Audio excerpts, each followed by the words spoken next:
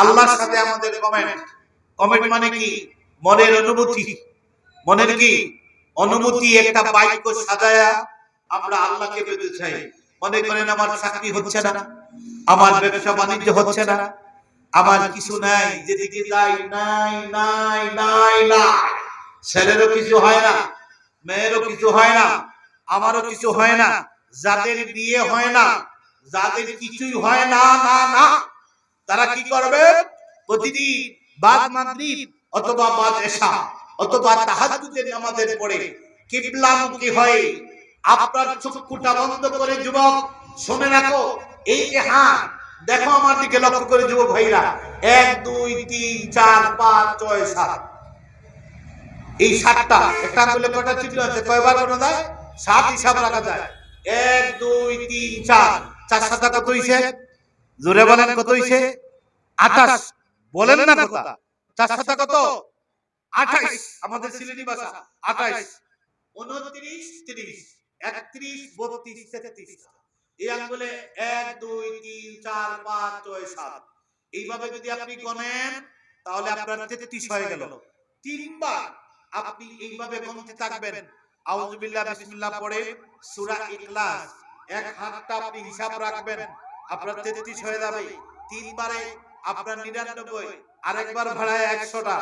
100 বার সূরা ইখলাস পড়লে আমার যুবক ভাইরা, আমার বাবাজি বন্ধুরা শুনে রাখেন, আমি আপনাদেরকে বলতে চাই, মাত্র 20 থেকে 25 মিনিট আপনি একাগ্রতার চিত্তে আপনার মালিককে খুশি করার জন্য আপনি একটা কমেন্ট করেন, 100 বার ইখলাস পড়েন, একাগ্রতার চিত্তে একই বিশ্বাস রেখে খোদার কসম করে বলি 41 দিন আমল করেন। 41 দিনের আগে আপনার যা দরকার, কোন নেতা লাগবে না, কোন মাধ্যম লাগবে না, কোন জায়গায় দৌড়ানো লাগবে না, আল্লাহ আপনার হাজত পূরণ করে হাজির হয়ে বলবেন, গোলাম সব দিলাম, আর কি লাগে যা আরো দিতে রাজি, বলুন আল্লাহু আকবার। আমরা তো আমাদের জন্য বাবার কাছে দৌড়াই, ঠিক কি না? জোরে বলেন, আরো জোরে বলেন।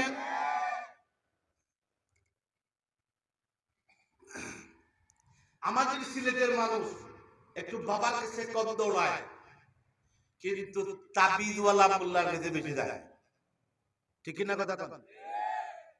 আমি আজকে বলছি গপ করুন, আজ ওয়াজ নাই, রাগ করতেছেন? মুসলমান বন্ধুগণ, মা যায় তাবিজ, বাবা যায় তাবিজ আনতে, যায় না কথা কন? কিসের জন্য যায় জানেননি? ছেলে আর কথা শুনে না, মেয়ে আর কথা শুনে না। কিভাবে শুনবে? যখন প্রাপ্ত বয়স্ক হইছে ছেলে, প্রাপ্ত বয়স্ক হওয়ার পরে ছেলে দাঁড়ায় ট্রেন খুলে রাস্তায় স্টার্ট দেয়, মেশিন গান ফিট কইরা, ঠিক কি না? শিশি দেয়া, কি শিশি বুঝেন তো? সেই খুললা কয় ব্রর ছর করিয়া মারি স্টার্ট দেয় শিশি। একজন মুরব্বি দেখছে, দেখিয়া ধমক দেয়, এটা তুমি কি করলা? আরে মিয়া, আমি তোমার খাইনি, আমার বাবার খাই, বাবার ভাত খাইয়া, বাবার হোটেলের খাইয়া আমার পেটে শিশি জমছে মিয়া, এখন আমি জানালা খুললে মেশিন দিয়ে স্টার্ট দিছি, তুমি কে? আছে না নাই? জোরে কম আছে। কিন্তু ওই জায়গা তো নিষেধ, মানে আমি একটা একদম পন্থী বুঝাচ্ছি, এমন অবস্থা। এটা তো ছোট্ট যুবকদের কথা বলছি, বালকদের কথা বলছি, কিন্তু অনেক বুড়াও, অনেক বয়স্ক মানুষও ইনশাআল্লাহ এই সোনার বাংলার জানালা খুইল্লা, মানে চেইন খুইল্লা রাস্তার এক পাশ দিয়ে স্টার্ট দেয়, ঠিক না কথা কন?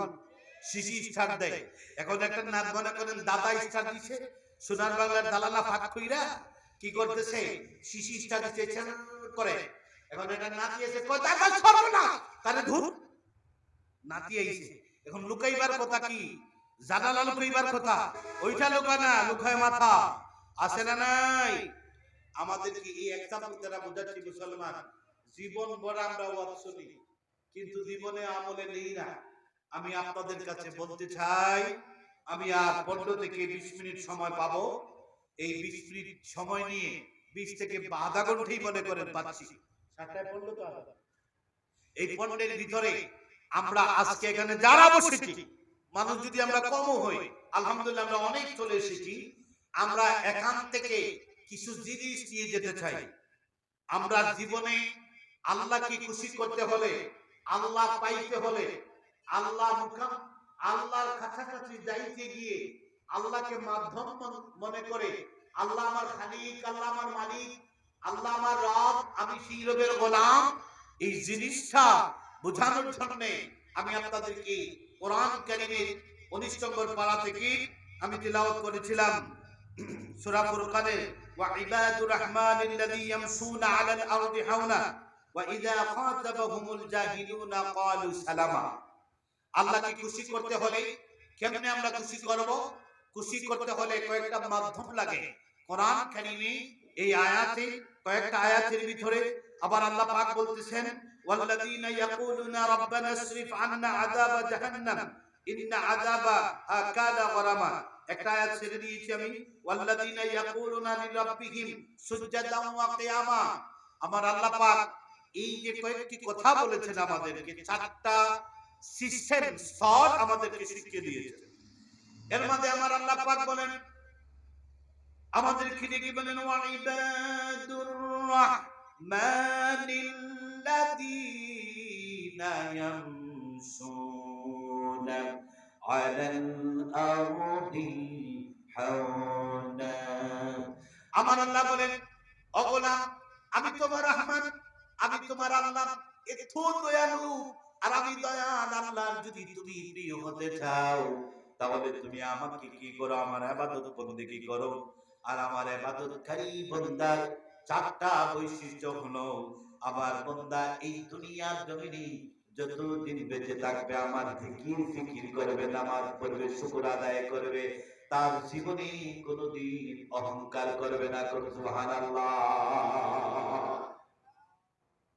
আমার মুসলমান বান্দাগণ, আমি আপনাদের কি বোঝাতে চাই, এই দুনিয়ার জমিনে আল্লাহর ইবাদতকারী বান্দার বৈশিষ্ট্য হলো, যেই মানুষ নামাজ পড়ে, যেই মানুষ রোজা রাখে, আমার আল্লাহকে বিশ্বাস করে, আল্লাহর কাছে যেতে হবে, জবাব দিতে হবে, ওই মানুষ দুনিয়ার জমিনে যতদিন বেঁচে থাকবে ওই মানুষের পক্ষে কোনোদিন অহংকার করা যাবে না।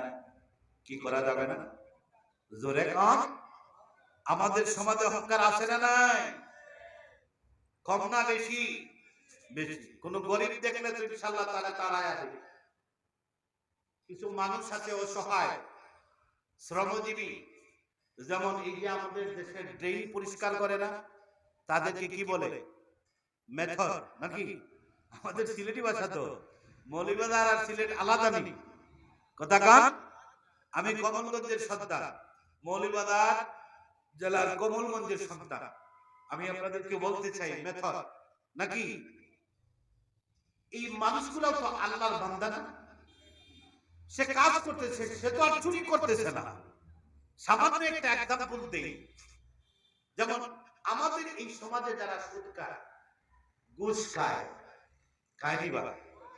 আপনাদের এই এলাকায় মনে হয় নাই? আসেনি? এই সুদকুর ঘুষকুর যত অর্থনিকা, যত ভালা, যত আরামে থাকুক, ওই বেতনের চেয়ে খারাপ। ঠিক কিনা কথা বলেন? আমার মুসলমান বন্ধুগণ, আমরা যেখানে টাকা, যেখানে ক্ষমতা, সেখানে যেতে চাই, কিন্তু আমার রাসূল আমার কার গায়ে কেমন ক্ষমতা ছিল, গার শক্তি কেমন ছিল, সম্পদ কেমন ছিল, বংশ কেমন ছিল, তার মর্যাদা কেমন ছিল, তার বৈশিষ্ট্য কেমন ছিল, তার টাকা কেমন ছিল, আমার রাসূল দেখেন নাই, বরং দেখেছেন তার ভিতরে আমার আল্লাহ কেমন ভালোবাসা আর রাসূলের প্রতি তার কেমন সুন্নাত ছিল। এই জিনিস আমার রাসূল দেখেছেন। বলুন সুবহানাল্লাহ। এজন্য মুসলমান, আপনার টাকা, ধন, সম্পদ, সন্তান কিছুই কাজে আসবে না। একমাত্র কাজে আসবে আল্লাহর প্রতি আপনার ঈমান আর রাসূলের সুন্নাত। ঠিক কিনা কথা কন? জোরে বলেন ঠিক কিনা? এজন্য মুসলমান চলতে, বইতে, উঠতে, খেতে, চলাফেরা করতে, ব্যবসা বাণিজ্যে, আয় উন্নতিতে, আপনার জীবন চলার সব রাস্তায় আমার রাসূলের সুন্নাত প্রয়োজন আছে না নাই? আমার মুসলমান বন্ধুগণ, অহংকার না করে নামাজি মানুষরা সাধারণ মানুষের সাথে মিশে যায়, ঠিক কিনা? আমার রাসূল তো অহংকার ছিল না। আমরা তো এমন এক নবী পাইছি যার জীবনে কোনোদিন একটা মিথ্যা বলেন নাই, ঠিক কিনা? কথা কোন, জোরে কোন। আমার কথা মনে বুঝতেছেন না? সিলেটি ভাষায় ওয়াজ করতাম নি, আমার জিহাদি ভাই লাগেন। হ্যাঁ, আচ্ছা, আগামী বছর ইনশাআল্লাহ, আগামী বছর আপনাদের সিলেটি ভাষায় চেষ্টা করব। আল্লাহ আমাদের জিহাদি ভাইকে কবুল করেছে।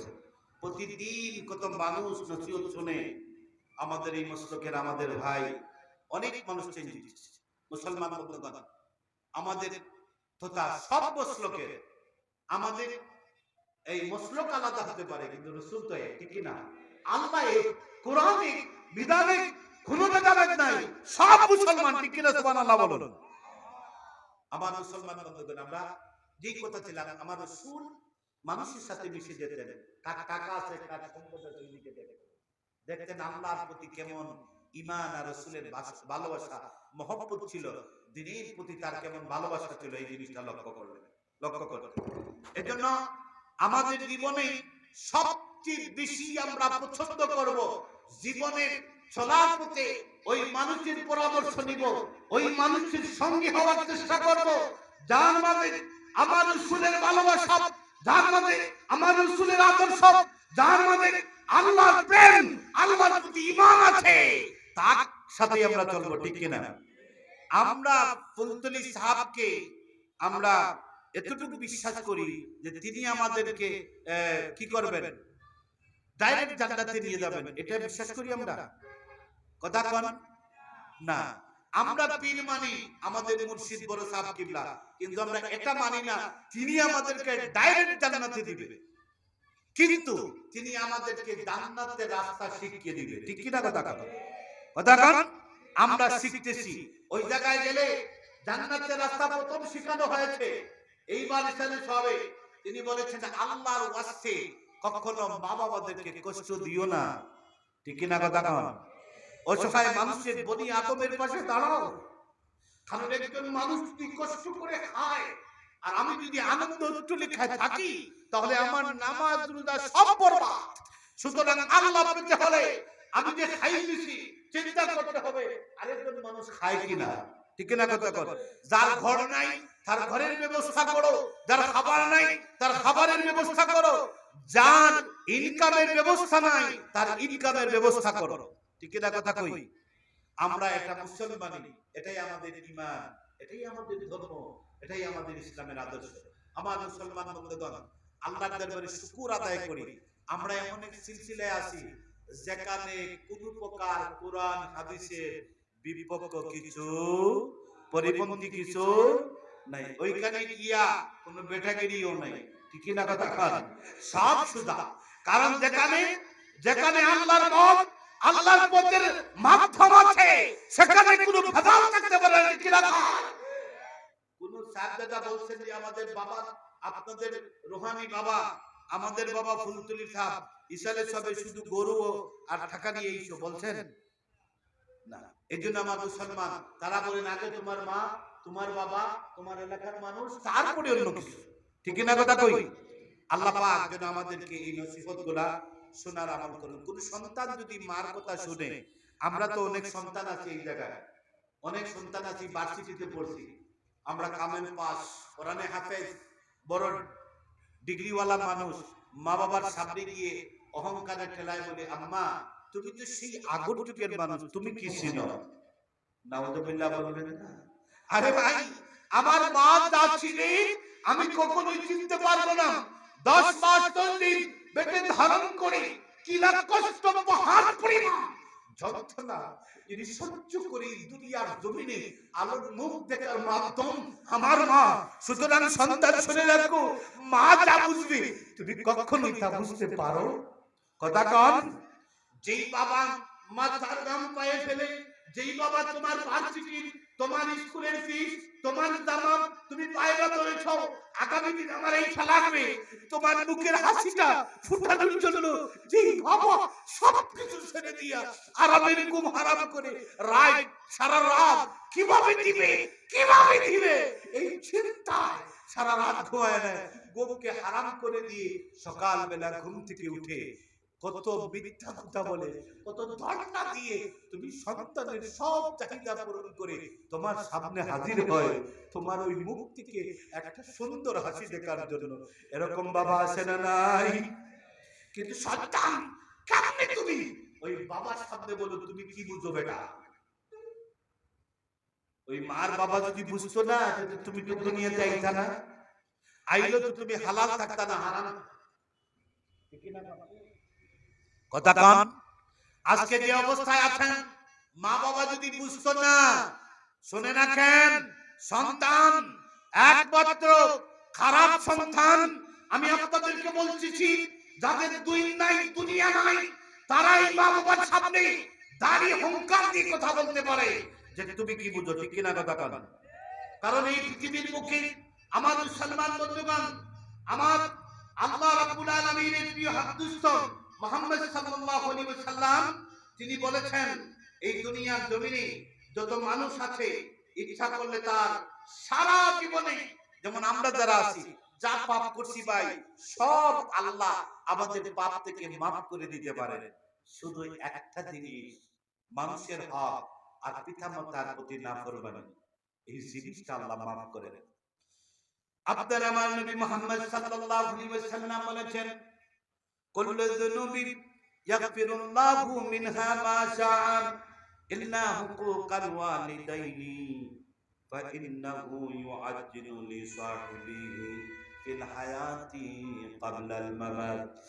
আমার মুসলমান বন্ধুগণ, আল্লাহর হাবিব বলেছেন, এই দুনিয়ার মানুষেরা শুনে রাখো, তোমার জীবনে যত প্রকার গুনাহ আছে, কবিরা সগীরা যা অর্জন করেছো, তওবা করলে আল্লাহ ইচ্ছা করলে যা চান সব মাফ করে দিতে পারে।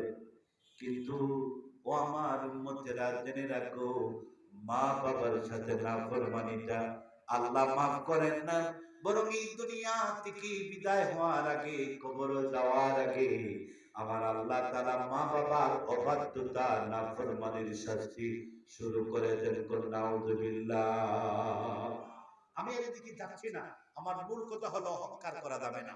সুতরাং আজকে আমরা সব জায়গায় ফিটফাট, কিন্তু যত ক্ষমতা আর যত বাহাদুরি আছে সন্তান মা বাবার সামনে, ঠিক কিনা কোন? মা সাথে শাশুড়ির সাথে বাঁধতে সময় আমি গল্প বলবো, আপনারা অনুমতি দিবেন তো? আমি এখন একেবারে প্রাণ প্রিয় তোমার বাড়িতে চলে গেছি, রাগ করবেন না, আমারও তো শ্বশুর বাড়ি আছে। সবার শ্বশুর বাড়ি আসেনি বা? এই তো ছোট বাচ্চা কয় আসে। তুমি কি কোন শ্বশুর বাড়ি হইলে বা? বড় হইলে হইবা বুড়া দাদার বসে বলছে শ্বশুর বাড়ি আছে, তাই নিয়ে বলো কথা কম। যাইনি বা শ্বশুর বাড়ি? যাইনি। আচ্ছা ঠিক আছে, আমরাও যাই। তবে আমাদের সমাজে কোন মা সন্তানকে, সব পরিবারে নয়, আমাদের সিলেটি মৌলভীবাজারে অনেক কম, সিলেট বিভাগে অনেক কম। আলহামদুলিল্লাহ আমরা শাহজালালের উত্তরসূরি, ঠিক কিনা কথা কন? এখনো ইসলাম আছে। আল্লাহু আকবার বলেন, জোরে বলেন আল্লাহু আকবার। মুসলমান বন্ধুগণ, আমরা অনেক জামাই ছেলেকে দেখেছি, মা বলছে, বাবা রে, আমার তো ডায়াবেটিসের ওষুধটা শেষ হয়ে যাচ্ছে, তুমি আমাকে আজকে কোন আরাম শেষ করতে না,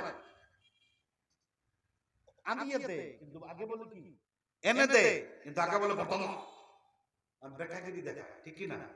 আর শাশুড়ি বা শ্বশুর বাড়িতে যখন যায়, তখন কি করে জানেননি? যত দামি দামি আঙ্গুর, বেদানা, কমলা, লেবু যা আছে সব নিয়ে বলে কি জানেন, সব ভালো নিছে, কিন্তু সব দামি নিছে। নেওয়ার পরে শাশুড়ির কাছে গিয়ে মা, দাদারই তো আজকে ভালো পাইছি না, মনে কিছু নিয়ে না। নাউযুবিল্লাহ বলতেন, জোরে কোন নাউযুবিল্লাহ। তো মুসলমান, আগে মা, আগে বাবা, তারপরে শাশুড়ি, শ্বশুর। আমরা নকলে আগে, আসলে কম, ঠিক কিনা?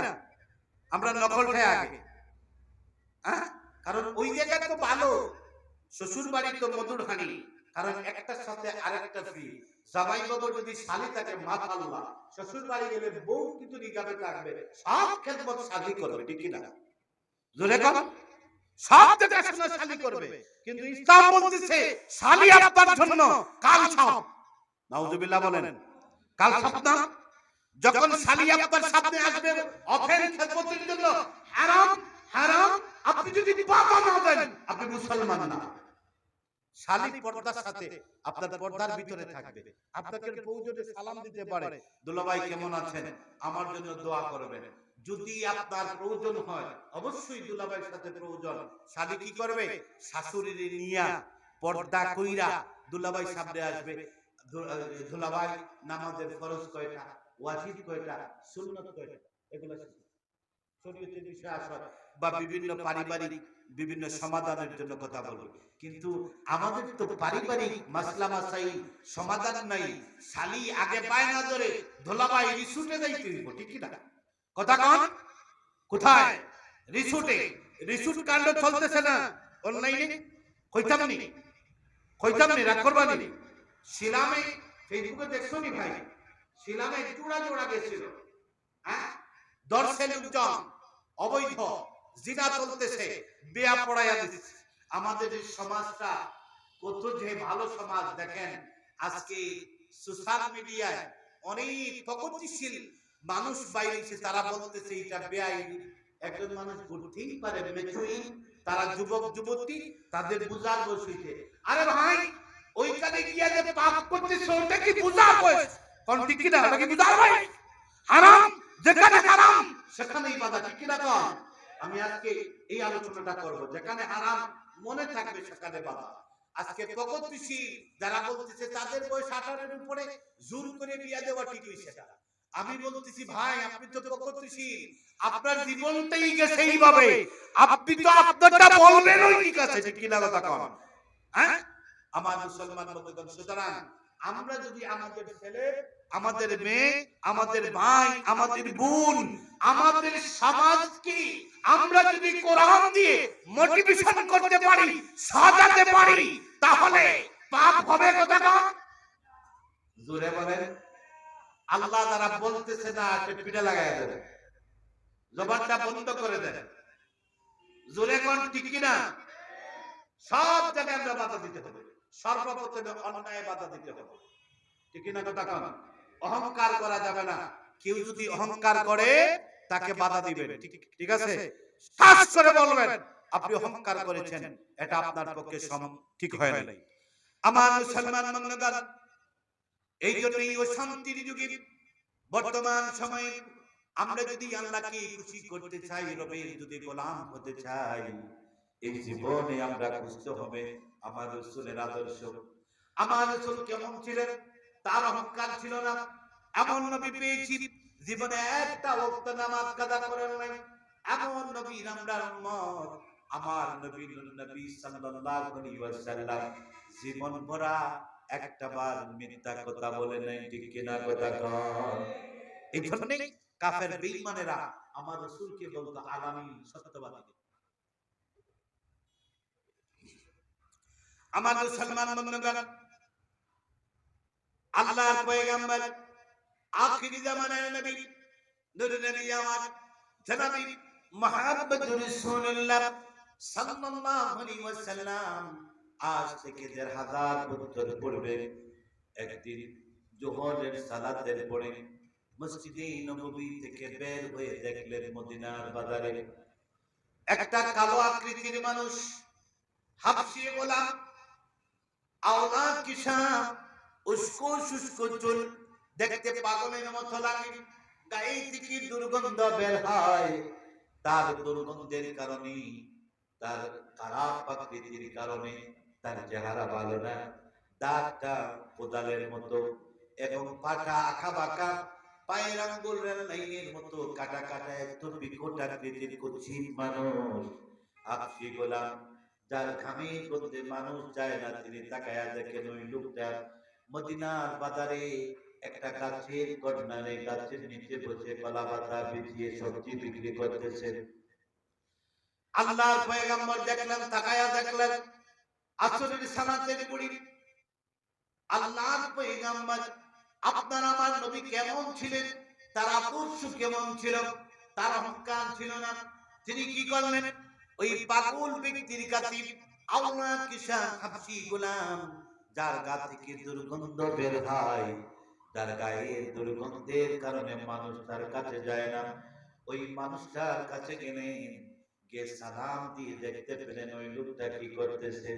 সারাদিন বসে আছে, আসরের সালাতের পর কেউ তার কাছ থেকে সবজি কেনে না, চোখের পানি ছেড়ে দিয়ে কান্না করতেছেন।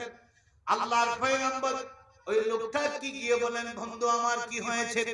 ওই লোকটা বলল, ওগো আল্লাহর হাবিব, আমি জোহরের সালাতের পর থেকে বাজারে সবজি নিয়ে বসে আছি, আমি যদি সবজি বিক্রি না করতে পারি, আমার একটা পরিবার আছে, আমি সবজি নিয়ে এসেছি, সবজি বিক্রি করলে আমার বউ বাচ্চার খাবারের ব্যবস্থা হবে। ইয়া রাসূলুল্লাহ, আমি যদি সবজি বিক্রি করতে না পারি, আমার বাড়িতে বাজার নিয়ে যেতে পারবো না, সবজিগুলা নষ্ট হয়ে যাবে, আমার বউ বাচ্চারা উপাস থাকবে, কেমনে কি করি গো আমার নবী?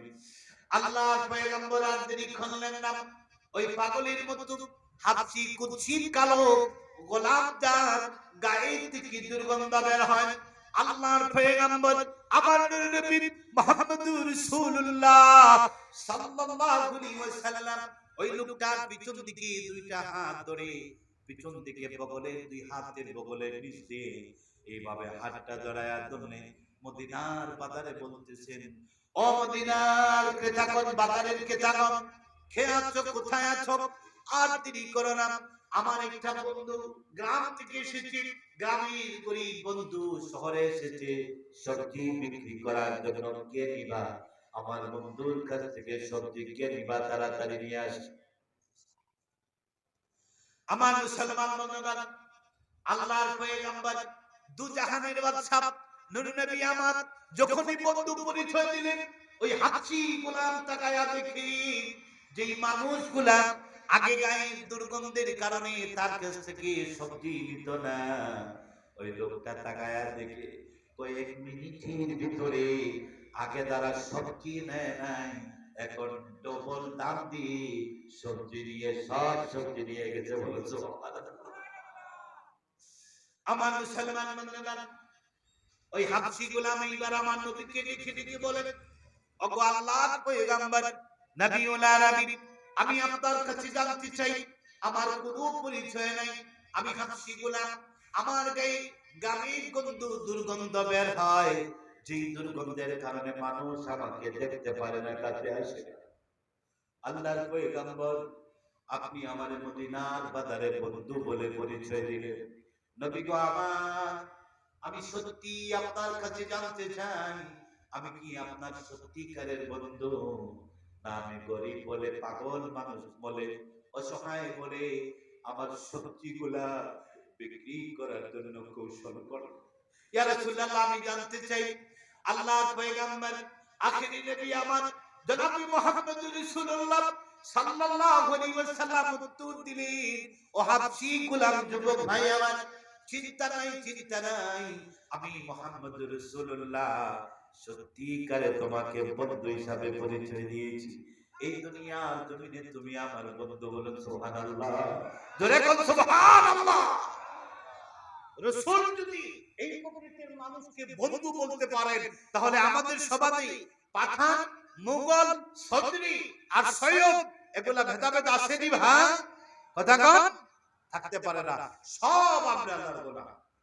কিন্তু বিয়ের ব্যাপারে পাত্রী করতে কিছু মাসালা আছে, ঠিক কি না? শুধু বিয়ের বেলায়, ঠিক না? কথা কন আমার মুসলমান বন্ধুগণ, আমি বলতে চাই, এইবার ওই গোলাম বলে, ইয়া রাসূলুল্লাহ, বুঝলাম আপনি দুনিয়াতে আমি বন্ধু, কিন্তু আপনার কাছে জানতে চাই, এই মদিনার বাজারে আমাকে হাতে ধরে ধরে মদিনার লোকদের সামনে আমার পরিচয় দিতে পারবেন নি আমি আপনার বন্ধু? আল্লাহর পয়গম্বর ওই হাবশি গোলামের এইভাবে হাত ধরলেন, বন্ধু যেইভাবে বন্ধুর হাতে হাত রাখি, এইভাবে রাখিনি বাবা ভাই, আমরা বন্ধুর সাথে রাখি তো হাঁটতে সময় এক হাত, এখন আর বন্ধুর সাথে না, এখন বন্ধু হাঁটে গাল বন্ধুর সাথে, ঠিক না? গার্লফ্রেন্ডের সাথে। জোরে কান আছে না নাই? জোরে বলি, এটা তো সমস্যা নাই, এটা তো আমার বন্ধু। গার্লফ্রেন্ড, এটা চলবে না। আপনার বয়ফ্রেন্ডের হাত ধরে হাঁটতে পারে। খবরদার, আমার যুবক ভাইরা যারা বিয়ে করছেন বলে আমার বউরি নিয়ে হাঁটতেছি, সমস্যা কি? ঠিক আছে, আপনার জায়েজ আছে, কিন্তু এরপরে তো লজ্জার একটা বিষয় আছে না? আপনি যেটা পর্দায় করার কথা, আপনার ঘরে কথা নির্জনে করা, ওইটা রাস্তা কইতেন না। ঠিক আছে তো? বেশি ভালোবাসা বাইরে না, ভালোবাসা সব আপনার ঘরে। আমার মুসলমান বন্ধুগণ, আল্লাহর পয়গম্বর ওই হাবশী গোলাম কালো প্রকৃতির পাগল মানুষটাকে হাতি দৌড়ায়া মদিনার বাগানে হেঁটে হেঁটে বলতেছেন, ও মদিনাবাসী শুনে রাখো, গ্রাম থেকে আমার গ্রামের বন্ধু এসেছে সবজি বিক্রি করার জন্য। তোমরা দেখে রাখো, চিনে রাখো, ও কিন্তু আমার বন্ধু যখনই আসবে মদিনার বাজারে, যখনই আসবে গ্রাম থেকে আমার মদিনা শহরের বাজারে যখনই আসবে, ও আমি মুহাম্মদ রাসূলুল্লাহর বন্ধু। সুবহানাল্লাহ।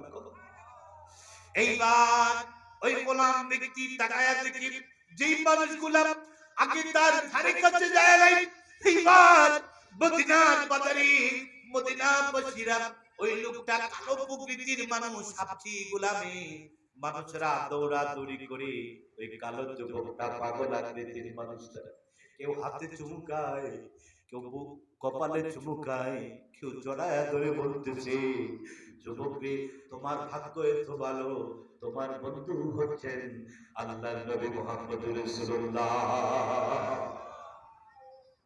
মুসলমান বন্ধুরা, কিয়ামত পর্যন্ত রাসূলের বন্ধু যদি হতে চান, এইভাবে মানুষের পাশে দাঁড়ান। সুবহানাল্লাহ।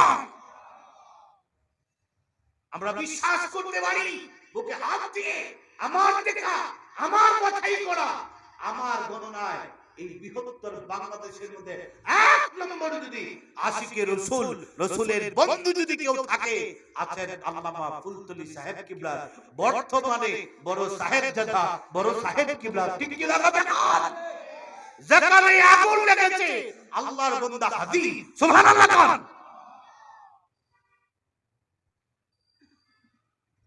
আবার মুসলমান বন্ধুগণ, এই জন্য রাসূলের কি হতে হবে? বন্ধু হতে হবে। সুজানা, আমার নবীর বন্ধু হতে হলে সদরি লাগবে, পাঠান মুঘল লাগবে, বিশাল অট্টালিকার মালিক হওয়া লাগবে না। মানুষের সাথে মিশে যেতে হবে। কিসের জন্য? আল্লাহর ভালোবাসা, রাসূলের আদর্শ বাস্তবায়নের জন্য। আমার মুসলমান বন্ধুগণ, আমি আপনাদেরকে বোঝাতে চাই, ওয়া ইবাদুর রহমানিল্লাযী, এই যে রহমান আল্লাহ আমাদেরকে কত ভালোবাসেন।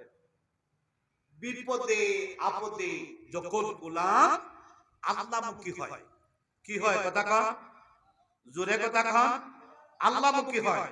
যখনই মানুষ আল্লাহমুখী হয়, যখন মানুষ সিজদায় গিয়ে আমার আল্লাহ পাক বলেন কি, ওয়াল্লাযীনা ইয়াকুলুনা লিরাব্বিহিম সুজদান ওয়া কিয়ামা, মানুষ যখন বিপদগ্রস্ত হয়, হতাশাগ্রস্ত হয়, তখন রুকু আদায় করে সিজদায় যাইতে দেরি, সিজদায় গিয়ে আল্লাহর কাছে চাইতে দেরি, কিন্তু আল্লাহ তাকে দিতে দেরি করো না। কোন সুবহানাল্লাহ। আমরা বিপদে পড়লে কি করব? রুকু আদায় করে সিজদায় গিয়ে কি করব? আমরা আল্লাহর কাছে চাইব। আমি আপনাদেরকে একটা কথা বলি, যেমন আমার জীবনে যখন 6-7 আমি পড়তাম, তখন একা একা আমি সাববাড়িতে যাইতাম। বিশাল এক বিপদে পড়েছি আমাদের পরিবার। আমি আমার পীর মুর্শিদ আল্লামা ফুলতলি সাহেব কিবলার কাছে গিয়ে বললাম যে সাহেব, এই পরিস্থিতি সাহেববাড়িতে। আমার সাহেব কিবলা আমাকে শিখিয়ে দিলেন, নামাজে রুকুতে সিজদাতে কয়বার করে তাসবিহ পড়ো? রুকু তাসবিহ বললাম রুকুতে 3 বার, সিজদায় কয়বার বললাম 3 বার।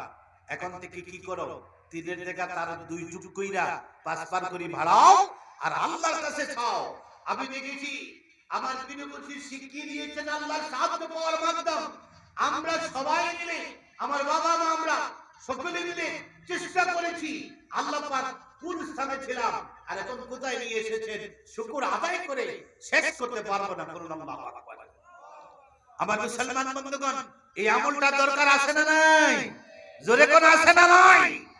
এই জিনিসটা যদি আমরা করি, যারা 3 বার পড়তেন, আপনি হতাশায় আছেন, বিপদে পড়েছেন, চিন্তা আপনার জান না, রুকুতে এই আমলটা বাড়ান, দেখবেন আল্লাহ আপনার সব ব্যবস্থা করে দিবেন।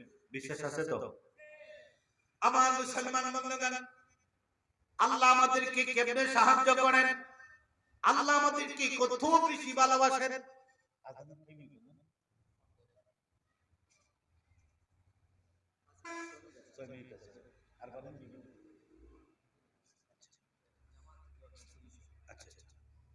আমার তো সময় শেষ, আমি সংক্ষেপ করে দিচ্ছি কেমনে সাহায্য হয়। হযরত আলী রাদিয়াল্লাহু তাআলা আনহু একটা ঘটনা বলতেছি। একদিন পয়গম্বরে আরবী মসজিদে নববীর কোণে গাছের কর্নারে বসে সাহাবায়ে কেরামদেরকে দ্বীনের নসিহত করতেছে। হঠাৎ আল্লাহ রাসূল নসিহত মানে ওয়াজ, আমি যেভাবে আপনাদেরকে দ্বীনের কথা বলতেছি এইভাবে নসিহত বন্ধ করে আল্লাহ রাসূল পয়গম্বরে আরবী কান্না শুরু করলেন। কান্না শুরু করার পরে সাহাবায়ে কেরাম প্রশ্ন করলেন, ইয়া রাসূলুল্লাহ, আপনি কেন কান্না করতেছেন? আল্লাহ রাসূল উত্তর দিলেন, আমার সাহাবীরা রে, আমি যখন তোমাদেরকে নসিহত করতেছি, আমি তাকায়া দেখলাম, আমার চোখে ভেসে উঠল এই পৃথিবীর সবচেয়ে বড় গাদ্দার ইসলাম বিদ্বেষী নামধার আমর, সেখানে কাবার চত্বরে গিয়া কাবার গিলাফে ধরে আমার রবকে বলতেছে, ও রব, কাবার মালিক শোনো, আমি শপথ করে বললাম যতক্ষণ পর্যন্ত ইসলামের নবী মুহাম্মদ বিন আব্দুল্লাহ শরীর থেকে মাথা আলাদা না করব, ততক্ষণ পর্যন্ত এক ফোঁটা পানি পান করব না। এই বলে মদিনার দিকে রওনা দিয়েছে। সে চলে আসবে, সে যদি চলে আসে আমাদের অবস্থা থাকবে না, জিন্দা রাখবে না। কারণ আমার তো এমন এক ব্যক্তি, যেই ব্যক্তি সকালবেলা নাস্তা করে 25 কেজি গোশত দিয়া, কয় কেজি কথা কয়, আর সন্ধ্যাবেলা খায় 21 কেজি, কয় কেজি হইছে? জোরে কোন কয় কেজি? জোরে কোন কয় কেজি? 46 কেজি। এখন আপনাদের এই এলাকার ভিতরে কোন মানুষ যদি 46 কেজি গোশত খায়, সে আমার আপনার মতো থাকবে না, হাতের মতো হইব। কথা কান, তার সাথে আমরা ফাইট করে পারবো নি? সে তো গা দিয়ে ধাক্কা দিলেই শেষ, ঠিক কিনা? এই প্রকৃতির মানুষ একাই 1000 মানুষের সাথে যুদ্ধ করতে পারে। যেই তরবারি দিয়ে যুদ্ধ করে, সেই তরবারির ওজন হলো 2.5 থেকে 5 মণ। এত বড় পালোয়ান, আমরা পারবো নি 2.5 থেকে 5 মণ ওজন? আমার মুসলমান বন্ধুগণ, আল্লাহর পয়গম্বর বললেন, ও আমার সাহাবীরা, আমর কি মদিনায় আসতে দেওয়া যাবে না, রাস্তায় তাদের কি তাকে প্রতিরোধ করতে হবে। এমন এক পালোয়ান 5000 সৈন্য নিয়ে আসতেছে, ও যদি মদিনায় চলে আসে কাউকে জিন্দা করবে না। এই বৈঠকে হযরতে আবু বকর, হযরতে ওমর, উসমান, আলী সকলেই আছেন। কেউ কথা বলে না, কেউ যখন দাঁড়ায় না। হযরতে উসমান দাঁড়ালেন, ইয়া রাসূলুল্লাহ, জানি আমরা ওর বিরুদ্ধে যদি এখন মোকাবেলা করি হেরে যাব। ওগো আল্লাহর পয়গম্বর, জানি আমরা মোকাবেলা করে পারবো না, তবে আমরা এই কাজ করতে পারি, আপনি যদি আমাদেরকে অনুমতি দেন। হযরত মুহাম্মদ সাল্লাল্লাহু আলাইহি ওয়াসাল্লাম হযরত উসমানে গনিকে বললেন, উসমানে গনি, তুমি কি বলো, কি করা যায় বলো, কি কাজ করতে পারি? উসমান বললেন, ইয়া রাসূলুল্লাহ, আমরা তার সাথে ফাইট করে পারবো না, কিন্তু আপনি তো আল্লাহর বন্ধু, আপনাকে নিয়ে আল্লাহর কাছে আমরা আমরের জন্য দোয়া করব। আল্লাহ যেন আমাদের দুইটা হাতকে প্যারালাইসিস করে দেন, দুইটা পাখি আওয়াজ করে দেন, ওর মাথা যেন বাঁকা করে দেন, মুখটা যেন আঁকা বাঁকা করে দেন, জবান বন্ধ করে দেন, ও যেন কথা বলতে পারে না, দাঁড়াতে পারে না, হাত দিয়ে কোনো কাজ করতে পারে না। এই কাজ তো আমরা করতে পারি গো ইয়া রাসূলুল্লাহ। ইয়া রাসূলুল্লাহ, আপনি আর দোয়া করবেন, আপনার সাথে আমরা সকলে মিলে আমিন আমিন বলবো। ইয়া রাসূলুল্লাহ, বন্ধু যখন বন্ধুর কাছে আর তুলে বিনতি করবে, কোনো কিছু চাইবে, উসমানে গনি বলেন, ইয়া রাসূলুল্লাহ, আমার বিশ্বাস আপনি চাইতে দেরি, আমার আল্লাহ আসমানি ফয়সালা দিতে দেরি করবে না, ঠিক কিনা?